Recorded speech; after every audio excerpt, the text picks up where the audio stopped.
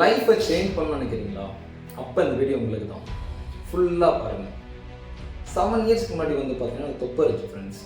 ஓகேங்களா? இப்போ நான் எப்படி இருக்கேன்னு உங்களுக்கு தெரியும்.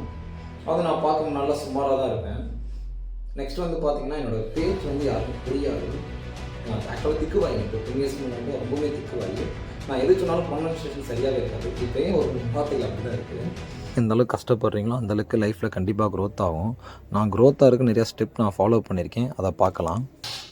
நான் சொல்ல போகிற அந்த 10 விஷயத்தில் நீங்கள் 5 விஷயத்தை மட்டும் ஃபாலோ பண்ணாலே உங்கள் லைஃப் வேறு மாதிரி சேஞ்சஸ் இருக்கும். சரிங்களா?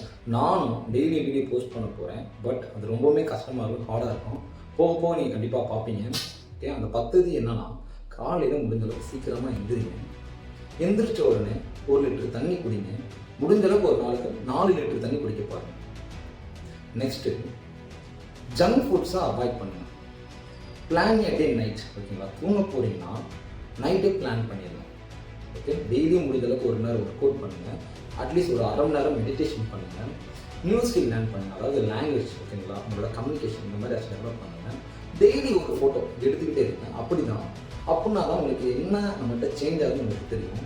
முடிஞ்சப்பட்டு ஸ்கின் கேர் ரொட்டீன் ஃபாலோ பண்ணிகிட்டே இருக்கும். நம்ம ஸ்கின் நல்லா க்ளோவாக நல்லா இருந்தால் தான் மற்றவங்களுக்கு பார்க்குறது ஒரு கான்ஃபிடென்ட்டாக இருக்கும்.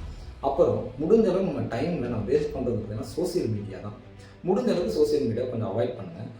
அதுவும் முடியலைன்னா ஜஸ்ட் ஒரு 1 hour, அதுக்கு மேலே நீங்கள் யூஸ் பண்ணாதீங்க. நிறைய பேர்லாம் வந்து 8 hours சோசியல் மீடியா இருக்காங்க. அவங்க சண்டே இந்த மாதிரி டைம்லாம் ஃபுல்லாக ஃபோனு தான் இருக்காங்க. முடிஞ்ச அளவுக்கு சோசியல் மீடியா கொஞ்சம் கம்மியாக யூஸ் பண்ணுங்கள். ஓகே, இனி வர வீடியோஸ் வந்து பார்த்தீங்கன்னா நம்ம லைஃப்பை எப்படி சேஞ்ச் பண்ணுறோம் தான் பார்க்க போகிறோம். நியூ இயர் வருது 2025 வந்து பார்த்தீங்கன்னா எல்லாருக்கும் ரொம்பவுமே நல்லா இருக்கட்டும். என்னோட சேர்ந்து நீங்களும் கண்டிப்பாக லைஃப்பில் ஒரு நல்ல ஒரு க்ரோ ஆகணும். Okay, thank you.